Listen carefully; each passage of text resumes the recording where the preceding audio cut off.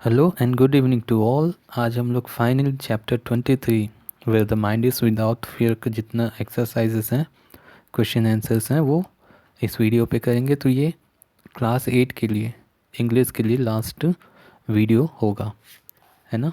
जितनी भी लिंक्स वगैरह हैं वो डिस्क्रिप्शन में आप चेक कर लीजिएगा, वहाँ पे आपको मिल जाएंगी, जहाँ पे आप क्लास 8 या क्लास 5 की वीडियोस एक्सेस कर पाएंगे। जितनी भी वीडियोस हैं सब वहाँ पे प्लेलिस्ट पे मिल जाएंगी आपको। लिंक डिस्क्रिप्शन में है। डाउट्स हैं कमेंट करते रहिएगा, मैं आपके जवाब देता रहूँगा। रही बात आपको नेक्स्ट जो वीडियोस की हैं, वो आप कमेंट्स में बताइएगा किस टाइप की वीडियोस आगे चाहते हैं। जो सूटेबल लगेगा मैं उस पर आगे वीडियो बनाऊंगा। तो चलिए स्टार्ट करते हैं, और अपना लाइक शेयर करना बिल्कुल ना भूलें। जिन्होंने सब्सक्राइब नहीं किया वो सब्सक्राइब कर दें। तो वीडियो यहाँ से स्टार्ट करते हैं। वर्ड मीनिंग में देखते हैं। माइंड माइंड मतलब आपका जो सोच है, आपका जो विचार है, a person's way of thinking. Fear fear मतलब डर, the bad feeling that you have when you are in danger. जब आप क्या है किसी खतरे में होते हैं तो आपको जो फीलिंग होती है वो कहलाता है डर। फ्रैगमेंट्स, फ्रैगमेंट मतलब टुकड़ों में, स्मॉल पीसेस में। नैरो नैरो मतलब संकुचित, सकरा, लिमिटेड।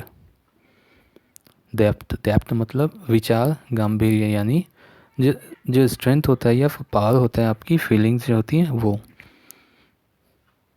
स्ट्रीविंग यानी प्रयास, sincere effort to do something, कोई भी चीज़ करने के लिए जो आप प्रयास करते हैं वो। डियरी डियरी मतलब होता है आपका उदास हो जाना, that makes you feel sad और डल, जो आपको उदास और दुखी कर दे। अवेयर अवेयर मतलब होता है जागरूक होना, टू नोइंग एनी थिंग या नोइंग समथिंग, कुछ चीज़ जानना। Okay, now we are in reading comprehension. Here we have to do match the column B to the A. यहाँ मैंने डायरेक्ट आंसर लिखा हुआ है, आपकी जो बुक में है वो अलग से दिया हुआ है। यहाँ मैंने सीधा सीधा आंसर लिख दिया, यानी the mind is without fear का जो एक्सप्रेशन होता है उसका मतलब होता है freedom to express our thinking and idea. Okay, पहला का आंसर मैंने जस्ट सामने पे वहाँ पे लिख दिया, तो एक डैश दे के आप सीधे सीधे पे लिखेंगे। The head is held high का मतलब होता है feel proud. Knowledge is free मतलब every one has the right to get the knowledge according to his her honest on interest. Broken up मतलब कोई चीज़ broken up into the fragment, छोटे छोटे टुकड़ों में टूट जाना। तो यहाँ पे क्या चीज़ के लिए बोला गया? A society with all types of creed, caste and religious but not unite, यानी इकट्ठा ना रहना, अपने कास्ट के बेस पे, रिलीजियस के बेस पे अलग अलग टुकड़ों में बटा होना। नैरो डोमेस्टिक वॉल यानी संकीर्ण घरेलू दीवारें, यानी विथ ऑन इंटरेस्ट, खुद के इंटरेस्ट के कारण हम लोग अलग होते हैं, दूसरों से अलग चढ़ जाते हैं वो। Tire striving stretches its arm toward perfection, यानी to truthful, honest and sincere, खुद का होना, ट्रूथफुल होना, ऑनेस्ट होना या सिंसियर होना। क्लियर स्ट्रीम ऑफ रीज़न, यानी जो आपकी सोच है वो लॉजिकली होनी चाहिए, इसलिए think logically. Dreary desert sand of the dead habit follow bad custom and tradition. The mind is led forward by the thee into their ever-widening thought and ever-widening thought and action. So request to the God gift us broad thinking and work accordingly. Heaven of freedom मतलब feeling of freedom होता है। Let my country awake यानी let my country to be free. Okay, so this is the match the column. Answer the following question. Here are the total 10 questions. So let will done one by one. Make a list of quality found in the heaven of freedom. Heaven of freedom में आपको क्या क्या quality मिलेंगी? तो a quality found in the heaven of freedom are truth, freedom of knowledge, no disgrace यानी कोई अपमान ना होगा जहाँ पे, नॉलेज फ्री होगा, ट्रूथ होगा, सच्चाई होगी, फ्री फ्रॉम ओल्ड ऑर्थोडॉक्स, पुराने जो कुरीतियाँ हैं वो सबसे हम फ्री होंगे, etcetera. Okay, who does the poet address when he से माई फादर? जब वो माई फादर बोलते हैं तो वो किन को एड्रेस करते हैं, किन को माई फादर कह के बोला है उन्होंने? The poet address the God when he says my father, उन्होंने गॉड यानी भगवान को, ईश्वर को वहाँ पे माई फादर बोल के कहा है। What type of society does the poet dream, किस तरीके की सोसाइटी का सपना देखते हैं पोएट। तो the poet dream about the society which is unite and free from all superstitions, ऐसी सोसाइटी जो एकदम एक रहे और अंधविश्वासों से दूर रहे। And there were no racism or the religious difference, कोई भी जाति या धर्म का जो है नस्ल का भेदभाव ना हो जहाँ पे। Where should the mind be led, जो माइंड है वो कहाँ जाना चाहिए। तो जो माइंड है वो the mind should be led where our God our gurus give us direction to go forward, यानी जो हमारे भगवान हैं या हमारे जो गुरु हैं या जो हमको रास्ता दिखा सके, सही रास्ता दिखा सके, वो जिस डायरेक्शन बोलें उस डायरेक्शन में हमारा दिमाग अग्रसर होना चाहिए। Thus there should be a very wide and open thought and love for each and every one, हमारा जो सोच है वो काफ़ी खुला होना चाहिए और सभी से प्रेम होना चाहिए। How can people move toward perfection, people perfection की ओर कैसे बढ़ेंगे। तो इसके लिए है people can move toward the perfection when they do tireless effort, यानी जब वो परफेक्शन तभी आएगा जब वो निरंतर प्रयास करते रहेंगे बिना थके हुए। What does the poet mean when he says let my country awake, तो let my country awake जब वो बोलते हैं तो पोएट का कहने का क्या तात्पर्य है, क्या अर्थ है। The poet said to the God that make my country awake means, तो उन्होंने पोएट ने गॉड यानी भगवान से कहा कि मेरी कंट्री को जगाओ। तो जगाओ का यहाँ पर मतलब ये है all people must think about the freedom of our country as well as about their own thoughts, यानी सभी जो है कंट्री के फ्रीडम के लिए सोचें ही सोचें, लेकिन खुद की जो सोच है उसको भी वो क्या करें, डेवलप करें, खुला करें। ठीक है। What are the factors which are barrier for a good society, कौन से ऐसे फैक्टर हैं जो अच्छी सोसाइटी के लिए बाधक यानी बैरियर्स हैं। The factor which are barriers for the good society are superstition, racism, religious difference etcetera.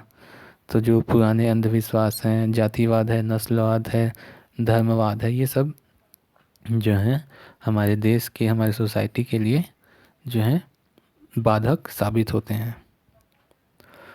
In what sense is heaven of freedom use, heaven of freedom को कहाँ पे यूज़ किया गया, उसका क्या सेंस है, उसका क्या मतलब यहाँ पे निकलता है। The sense heaven of freedom is use for complete freedom, तो हेवन ऑफ फ्रीडम मतलब होता है कंप्लीट फ्रीडम, हर एक चीज़ से, है ना, डर से, किसी के भय से या कोई बुरी चीज़ों से वो मुक्त रहे। What type of freedom help us to make our country heaven, कौन से टाइप का फ्रीडम जो हमारी कंट्री को हेवन के रूप में यानी स्वर्ग बना देगा। तो वो है कंप्लीट फ्रीडम फ्रॉम ऑर्थोडॉक्स, पुरानी सोच से, सुपरस्टिशन, अंधविश्वास, रेसिज्म, नस्लवाद, कास्ट सिस्टम, जातिवाद, ये सब से हट के हमारा जो देश होगा ये कंप्लीट फ्रीडम कहलाएगा। Help us to make our country heaven, तो ये क्या करेगा, हमारी कंट्री को हेल्प करेगा, मदद करेगा स्वर्ग बनाने में। Make a list of bad custom you find in your society, आपके सोसाइटी में कौन कौन से बैड कस्टम यानी आपकी संस्कृति है वो बताइए। बैड कस्टम जो आपकी जो पुरानी चीज़ें चलती आ रही हैं। The bad custom we find in our society are dowry system यानी दहेज प्रथा, अनटचेबिलिटी छुआछूत, कास्ट एंड जेंडर सिस्टम यानी जाति और लिंगवाद, चाइल्ड मैरिज जो बच्चे लोग की शादी हो जाती है वो, एंड रेसिज्म आपका जो नस्ल है, नस्लवाद होता है, वो सब जो है बैड कस्टम के एक सोसाइटी में उदाहरण के रूप में लिए जा सकते हैं। ठीक है, चलिए वोकैबुलरी पार्ट में आते हैं। तो फटाफट लाइक और शेयर कर दीजिए अभी तक नहीं किया तो। देखते हैं यहाँ पे जो ब्रैकेट में हम लोग को सेंटेंस ऑलरेडी दिए हैं, जैसे फ्री या freedom, high height, know knowledge, deep depth, perfect perfection, act action, है ना। तो एक जो है क्या है आपका दूसरे से रिलेटेड है, तो इसके अकॉर्डिंग हम लोग को क्या करना है, सेंटेंस बनाना है। तो चलिए बना लेते हैं फ्री। फ्री मतलब I am not free today, मैं आज मुक्त नहीं हूँ, फ्री नहीं हूँ। तो ये क्या है, एक्चुअल में यहाँ पे बताया गया है कि वो फ्री नहीं है। वैसे ही देखते हैं, फ्रीडम और India got the freedom on 15 अगस्त 1947। हमारे इंडिया को जो है फ्रीडम कब मिला, 15 अगस्त 1947 को मिला। हाई, हाई मतलब ऊंचा, ठीक है। तो thinking of a human being must be very high. आप दूसरे भी सेंटेंस फॉर्म कर सकते हैं, नो इशू, है ना। मैंने अपने हिसाब से किए हैं। जैसे height, the height of the Mount Everest is 8848 metre. वैसे ही आगे चलते हैं, know, he know the value of education. Knowledge, knowledge makes you always better. Deep, the pot hole in the road was very deep या so deep. Depth, depth of the knowledge makes a difference on you. Perfect, this is the perfect match for you. Car's color, ठीक है। Perfect match to your car's colour, F R O ओ नहीं होगा, यहाँ पे to लिखेंगे बस, ठीक है। एफ आर ओ को काट देंगे वहाँ पे। Perfection, perfection can not come in one day in any work. Act, you must act positively. Action, before doing any action must calculate it risk. तो इस तरीके से आपको ये वर्ड लेने हैं और सेंटेंस फॉर्म करने हैं। अब मैच द कॉलम पे आते हैं। यहाँ देखो, एक कॉलम ए दिया है, दूसरा बी दिया है, ये आपकी बुक में दिया होगा जो ब्लैक ब्लैक है पूरा। और तीसरा जो है रेड में जो है वो उसके आंसर्स हैं। तो आप चाहें तो ऐसे भी कॉलम बना सकते हैं, या जो बी वाला जो पार्ट है वहाँ पे सीधे आंसर को लिख देंगे। जैसे एक ए में दिया हुआ एवर, एवर का जस्ट आंसर क्या होगा, नेवर। उसका अपोजिट हम लोग को कॉलम के साथ मैच करना है, तो एवर का अपोजिट नेवर, ठीक है। तो वहाँ डायरेक्ट लिख सकते हैं। हाई का लो होता है। फ्रेगरेंस मतलब टुकड़े, तो होल मतलब इकट्ठा, ओके। नैरो मतलब सकड़ा, ब्रॉड मतलब चौड़ा। डीप, डीप डीप मीन्स गहरा। सॉलो मतलब उतला या छिछला। स्ट्रेच, स्ट्रेच मतलब खींचा हुआ। फोल्ड मतलब मुड़ा हुआ। लॉस्ट खो देना। फाउंड पाना। डियरी मतलब दुख शोक। चेयरफुल मतलब उत्साह खुशी। डेजर्ट मतलब रेगिस्तान जहाँ कुछ नहीं होता। ग्रीनरी मतलब हरियाली।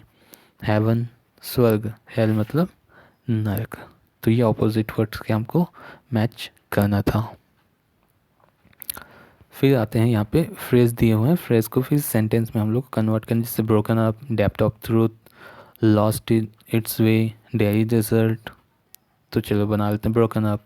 ही found a broken up camera when he receive his parcel. उसने टूटा हुआ कैमरा पाया जब उसने पार्सल रिसीव किया। Depth of truth, Mahatma Gandhi words come from the depth of truth, यानी उनके जो वर्ड हैं वो सच्चाई से ही जुड़े होते थे, बाहर निकलते थे, या सच्चाई उसमें कूट कूट के भरी होती थी। लॉस्ट इस वे, ही लॉस्ट इस way and goes on wrong direction. तो अपना उसने जो मार्ग खो दिया, मतलब उसका जो थिंकिंग है वो खो दिया उसने, है ना। डेली डिजर्ट मतलब दुख या शोक का जो है जगह। You do not lost your way into the dreary desert sand of the dead habits. तो दुख और जो है शोक का जो रेगिस्तान है उसमें ना डूब जाओ, ठीक है, अपने डेड हैबिट्स के कारण, पुराने गलत आदतों के कारण। ग्रामर, ग्रामर के पार्ट में देखते हैं। तो यहाँ पे हम लोग को क्या करना है, बॉक्स दिया है, उसमें दिया हुआ पीस, कूल वाटर, नो रॉइड, वाटरफॉल, इनर फूड, फ्रीडम, ये दिए हुए हैं। तो हम लोग को एग्जांपल भी दिया हुआ है, उसके अनुसार हम लोग को एक क्वेश्चन दिया गया, उसके आंसर्स हम लोग को लिखने हैं। जैसे where do you want to go in summer vacation, आप समर वेकेशन में कहाँ जाना चाहेंगे। तो एग्जांपल में I would like to go to a place where, जहाँ there is no lots of greenery, जहाँ पे हरियाली ना हो, सॉरी जहाँ पे हरियाली ही हरियाली हो, there is lots of greenery. तो हमको वर्ड लेने हैं यहाँ से बॉक्स से और बनाना है। तो चलो बना लेते हैं। I would like to go to a place where there is peace, सिर्फ पीस को ऐड किया है ना, देयर इज़ तक वो तो सेम है, वैसे ही I would like to go the place where there is, मैं वहाँ जाना चाहूँगा जहाँ पे कूल वाटर हो या नो रॉइड्स हो, कोई भी वायलेशंस वगैरह ना हो। वैसे ही सबकी लास्ट में जो वर्ड है उसको ईज़ के बाद में ऐड कर देना हो पूरा सेंटेंस, आपका आंसर वहाँ पे बन जाएगा। I would like to go to place where the there is waterfall, there is enough food, there is freedom, there is dense forest, there is beautiful garden, there is beautiful mountains, there is gentle people and there is lot of greenery। B वाले में हम लोग को सिर्फ इतना करना है जहाँ पे वेयर से स्टार्ट हुआ उसके बाद के जितने भी वर्ड्स हैं उसको अंडरलाइन करना है, जो एक्सरसाइज 1A में हमने लिया था। देखो, where there is peace, where there is cool water, where there is no roads, सिर्फ इतना ही करना है, ठीक है। वेयर से जहाँ से स्टार्ट हुआ उसको अंडरलाइन करना है। देखो पूरा किया हुआ है ना, सिंपल है, कोई इशू नहीं है, ठीक है। तो ये आसानी से हो जाएगा। अब यहाँ पे देखते हैं, look at the table given below one on the left side, give some questions. Left side में क्वेश्चन दिए हुए हैं जो अक्सर पूछे जाते हैं खुद से। Right your option in the box given on the right hand side, और आप क्या है उसके आंसर दो खुद के लिए, ठीक है। तो क्वेश्चन ये है, when is your mind free from fear, आपका माइंड जो है कब जो है डर से रहित होगा। तो इसका आंसर होगा, I feel my mind fear from when when there is no crime in the world. जब यहाँ पूरी दुनिया में कोई भी क्राइम नहीं होगा तब मैं अपने आप के जो माइंड को फील करूँगा कि वो फ्री है। आप अपने अकॉर्डिंग कोई भी चीज़ लिखना चाहें तो लिख सकते हैं, लेकिन इससे जुड़ा हुआ होना चाहिए। When do you feel proud of your action, जब आप एक्शन करते हैं, कोई भी कुछ काम करते हैं, तो आप फील कब करते हैं, अपने आप पे प्राउड, गर्व कब महसूस करते हैं। The I feel proud of my action when the people get benefits from it, मैं खुद के मैं गर्व महसूस तब करता हूँ जब दूसरों को इससे लाभ होता है। When would you feel satisfied with the work that you have done, आप कब सेटिस्फाई होते हैं, आप कब संतोषजनक अपने आप को महसूस करते हैं जब आप काम करते हैं। तो I would feel satisfied with the work what I have done when my nation free from all negative thoughts, मैं तब अपने आप को सेटिस्फाई फील करूँगा जब मैं ऐसे कुछ काम करूँगा जिससे हमारे पूरे नेशन में जो नेगेटिव थॉट्स हैं वो कम होने लगे, ठीक है। तो ये सोसाइटी लिख सकते हैं, नेशन की जगह पे फैमिली लिख सकते हैं, तो आपको जो सही लगता है वहाँ पे लिख लीजिएगा। या कोई पूरा वर्ड चेंज करना है तो आप पूरा सेंटेंस जो है चेंज कर सकते हैं। अब एक्सरसाइज में आते हैं, एक्टिविटी में देखते हैं। तो यहाँ पे ये मिलेगा आपको 156 में, तो इसको चलो पढ़ते हैं, उसके बाद इसको सॉल्व करते हैं। There once live 3 men who were good friends, however they were very different in their thinking। 3 दोस्त थे और तीनों की जो है एक साथ रहते थे, बहुत अच्छे फ्रेंड थे, लेकिन तीनों की जो थिंकिंग थी, तीनों का सोच था वो बहुत अलग था। One was wise, he took action after careful thoughts, another was intelligent, he use his brain to come up with solution to the problem, and third person relied on the faith, he believed no one could stop thinking from happen। एक जो थे काफ़ी बुद्धिमान थे, तो वो उनका जो एक्शन था वो बहुत केयरफुल था, सोच समझ के काम करते थे। दूसरे जो थे वो इंटेलिजेंट थे, तो कोई भी प्रॉब्लम आता तो उसका सॉल्यूशन खोज लेते थे। और तीसरे जो थे जो है धार्मिक टाइप के थे, वो बिलीव करते थे किस्मत पे, ठीक है। तो वो बोलते थे कि जो भी चीज़ होना है होके ही रहेगा, उसको कोई नहीं रोक सकता। तो all of them had house on the river bank near which a dam was being build. तो उन तीनों का जो घर था वो रिवर बैंक यानी नदी के किनारे पे था, डैम के आसपास में, ठीक है। तो one day the wise man over had the conversation of the dam worker that gates were weak and houses on the river bank would be washed away। Hearing this, the wise man immediately informed his friend। जो बुद्धिमान व्यक्ति था तीनों दोस्तों में से, उन्होंने सुना कि जो डैम के वर्कर हैं वो बोल रहे थे कि जो गेट है डैम का वो वीक यानी कमज़ोर हो गया है, और नदी की बाढ़ के पानी से जितने भी घर हैं वो बह जाएंगे। तो ये सुन के वो तीनों को जो है दौड़ भाग के जाता है और इन्फॉर्म करता है ये बात। The wise man said, I am leaving this place, it is better to go elsewhere than lose my life. जो बुद्धिमान व्यक्ति होते हैं वो बोलते हैं कि मैं ये जगह छोड़ के जा रहा हूँ, मरने से बेहतर है मैं कोई और जगह चले जाऊँ। The intelligent man said, I will found a way to deal with the problem. जो बुद्धिमान व्यक्ति होते हैं वो बोलते हैं मैं इस परेशानी से निजात पाने का, छुटकारा पाने का कोई ना कोई सॉल्यूशन ढूंढ लूँगा। तीसरा जो व्यक्ति होता है, the third man said, I have lived here all my life, I leave it all to faith. मैं यहाँ अपनी ज़िंदगी भर रहा और मैं यहीं पे ही रहूँगा, जो होना है देखा जाएगा, किस्मत की बात है। तो हुआ क्या, the gates of the dam broke. जो डैम के जो गेट्स थे वो टूट गए। The wise man had left his house so he was saved. जो बुद्धिमान व्यक्ति था उन्होंने घर छोड़ दिया था तो वो बच गया। The intelligent man had remove all belonging so he had nothing to loose.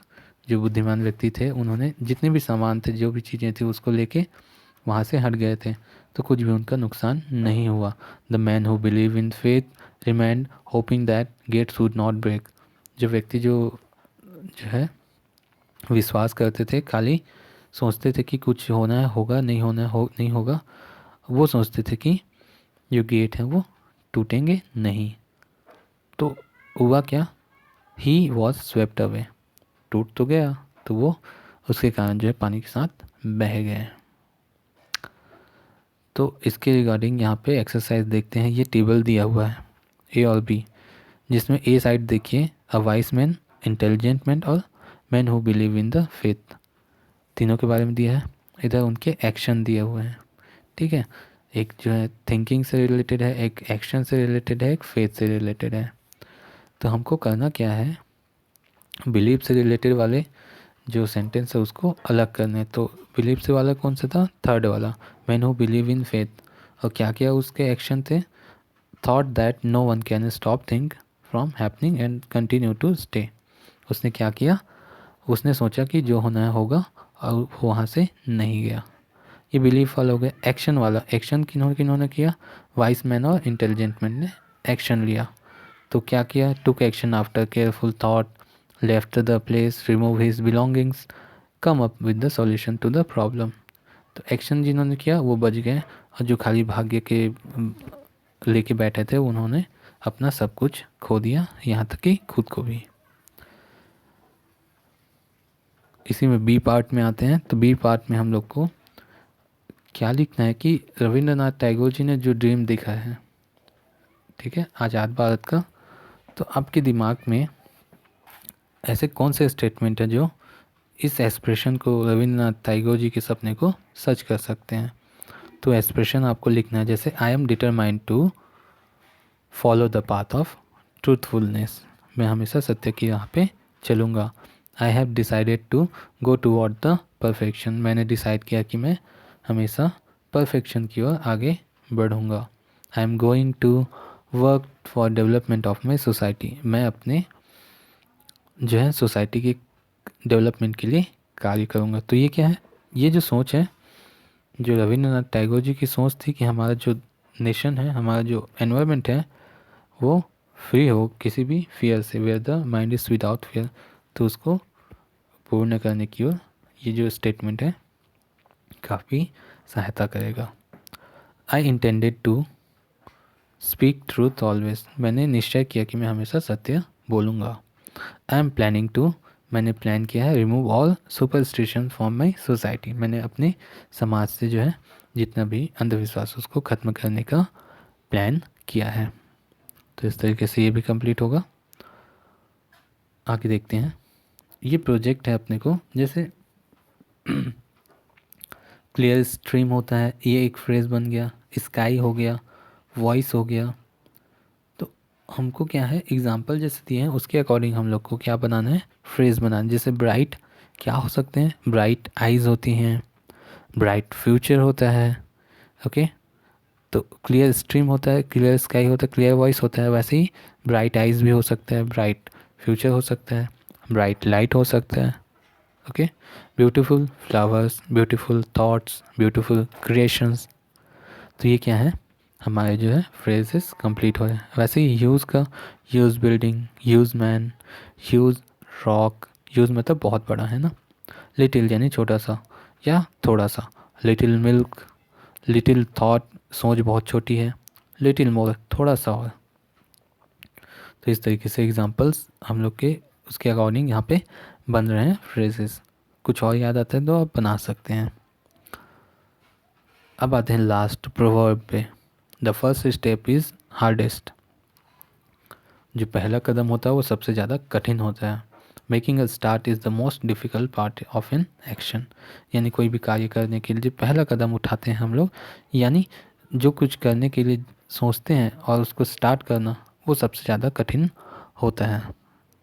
तो चलिए सेंटेंस बना लेते हैं। Although the first step is hardest but it is improve to get success, important to get success. हालांकि पहला कदम काफ़ी कठिन होता है, लेकिन सक्सेस पाने के लिए तो उठाना ही पड़ेगा, यानी कोई ना कोई कार्य तो करना होगा। We must know that the first step is hardest but create huge difference in your life. हम सभी को पता है कि जो पहला स्टेप है, यानी अपना जो कार्य स्टार्ट करना होता है, वो सबसे ज़्यादा कठिन होता है, लेकिन ये आपकी लाइफ में एक बहुत बड़ा डिफरेंस पैदा करता है। ठीक, आपको कोई और सेंटेंस जमे तो वो आप लिख सकते हैं, नो इशू।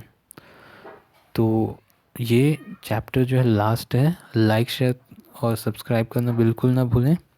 कमेंट्स में बताएं नेक्स्ट आगे क्या की वीडियो लाई जाए, या थोड़े दिन और गैप किया जा सकता है, तो देखते हैं क्या हो सकता है।